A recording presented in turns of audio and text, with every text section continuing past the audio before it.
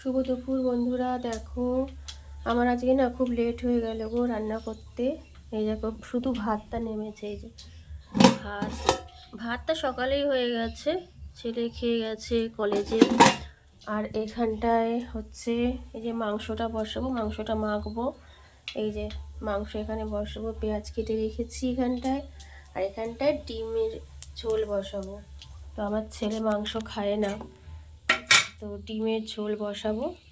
তো এই যে মশলা ডিমের ঝোলের, এই যে ডিমের ঝোলটা বসাবো। জানো তো আজকে অনেকটা বেলা হয়ে গেলো, কখন রান্না হবে জানি না।